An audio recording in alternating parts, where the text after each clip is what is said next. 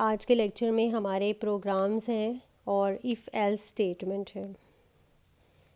5.2 में प्रोग्राम है हमारे पास। Write a program that inputs two number and finds whether both are equal. यानी अगर हमने टू नंबर ए और बी एंटर किया है तो हमने देखना है कि ये दोनों नंबर्स इक्वल हैं, ए और बी दोनों इक्वल हैं या नहीं हैं।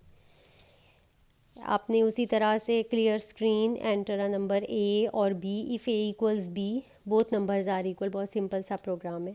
नेक्स्ट 5.3 है हमारे पास। Write a program that input two numbers and finds if second number is square of first number. कि दूसरा नंबर जो पहला नंबर है वो दूसरे का स्क्वायर है या नहीं है। If second number is square of first number, यानी फर्स्ट नंबर का हमने स्क्वायर निकालना है। फर्स्ट नंबर अगर ए है तो ए को 2 दफ़ा मल्टीप्लाई करना है, और अगर वो बी के बराबर आ गया तो मैसेज डिस्प्ले करवा देना। उसी तरह से दो नंबर सी इन कर लिए। और if A star A equals B, अगर वो ए स्टार ए बी के इक्वल आ गया तो second number is square of first number. Next है हमारे पास 5.4। Write a program that input marks of 3 subject.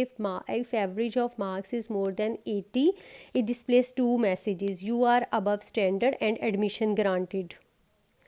ये आपने 3 सब्जेक्ट्स के नंबर एंटर कर लिए, सब्जेक्ट 1, सब्जेक्ट 2 और सब्जेक्ट 3। ये तीनों को आपने सीन कर दिया। एक स्टेटमेंट में भी करवा सकते हैं और तीनों जो है वो अलग-अलग भी करवा सकते हैं। फिर आपने इन तीनों एवरेज इसी तरह से निकलती है, तीनों नंबरों का टोटल निकाल के जब आप 3 से तकसीम करेंगे तो उसकी एवरेज निकल आएगी। यही किया हुआ है कि सब 1 प्लस सब 2 प्लस सब 3 तीनों को ऐड किया, 3 पे तकसीम किया तो आ गया एवरेज के अंदर। फिर एवरेज पे चेक कर लगा लिया। इफ़ एवरेज ग्रेटर है 80, ये हमारी कंडीशन में हमारे स्टेटमेंट में दिया हुआ था। इफ़ मोर देन 80, तो कंडीशन दी हुई थी कि एवरेज ग्रेटर है 80 के, then you are above standard, admission granted. ये मैसेज जो है वो आपने डिस्प्ले करवा दिया। नेक्स्ट प्रोग्राम है। Write a program that inputs marks of 3 subjects if the average of marks is more than 80। Sorry, ये वही वाला प्रोग्राम रिपीट हो गया। हाँ जी, कि उसमें आपके पास जो प्रोग्राम है अगर वो ग्रेटर है 80 है तो आपका मैसेज जो है वो डिस्प्ले हो जाएगा। 5.5 है हमारे पास। Write a program that inputs 3 numbers and display maximum number. के 3 नंबर्स आपने लेने, उसमें से आपने मैक्सिमम नंबर जो है वो फाइंड आउट करना है। ए, बी और सी 3 हमारे पास मैक्सिमम नंबर है। हमेशा हम ऐसे करते हैं, जो पहला नंबर होता है उसको उठा के हम मैक्सिमम में रख देते हैं।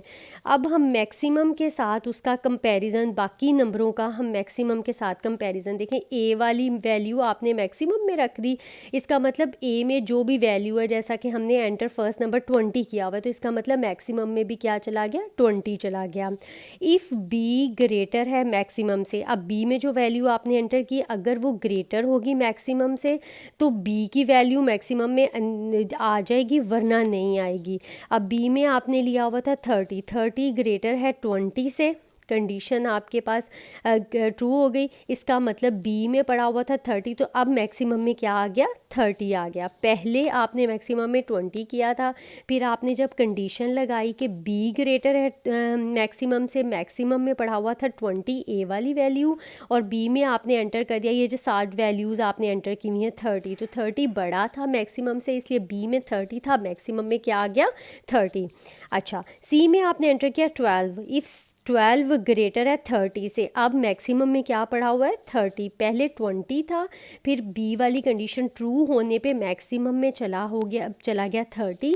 अब 12 ग्रेटर है 30 से, कंडीशन फॉल्स हो गई। इसका मतलब सी वाली वैल्यू मैक्सिमम में नहीं जाएगी, तो मैक्सिमम नंबर इस मैक्सिमम में 30 पड़ा हुआ है, तो 30 जो है वो डिस्प्ले हो जाएगा। नेक्स्ट प्रोग्राम है हमारे पास। Write a program that input a number and determines whether it is positive, negative और ज़ीरो। अब पॉजिटिव नंबर वो होते हैं जो ज़ीरो से बड़े होते हैं, और नेगेटिव नंबर वो होते हैं जो ज़ीरो से छोटे होते हैं। तो हम इसका चेक जो है वो ज़ीरो के हिसाब से लगाएंगे। नंबर हमने एन एंटर कर लिया। इफ़ एन ग्रेटर है zero the number is positive, if N less है ज़ीरो से the number is negative, if N equals zero तो आपने कह दिया ज़ीरो। बड़ा है तो पॉजिटिव हो गया, छोटा हो तो नेगेटिव हो गया, वरना वो ज़ीरो हो गया।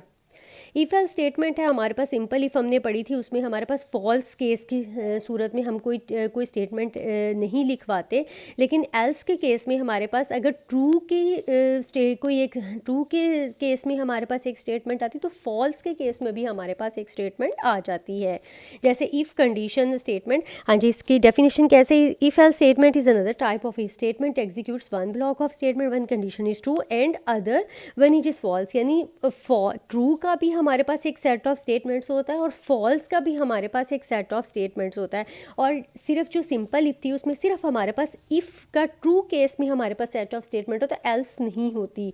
तो यही थोड़ा सा इसमें डिफरेंस है। कोई एक ब्लॉक लाजमी इसमें से एग्जीक्यूट होता है और कोई एक ब्लॉक लाजमी तौर पे स्किप होता है। जैसे if condition statement, else statement, अगर कंडीशन ट्रू हुई तो कंडीशन के बाद वाली स्टेटमेंट, और अगर फॉल्स हुई तो एल्स के बाद वाली स्टेटमेंट एग्जीक्यूट। अगर मल्टीपल स्टेटमेंट्स हो, ज़्यादा स्टेटमेंट्स हैं, तो आपको पता है कि उसको हम कर्ली ब्रेसेस में रिप्रेजेंट करते हैं। हाँ जी, ये हमारे पास हो गया स्टेटमेंट और एल्स। इसी तरह से हमारे पास स्टेटमेंट्स होगी, ये फ्लो चार्ट हो गया। ट्रू के केस में भी हमारे पास स्टेटमेंट्स आ गई और एल्स के केस में भी हमारे पास स्टेटमेंट्स आ गए। Thank you.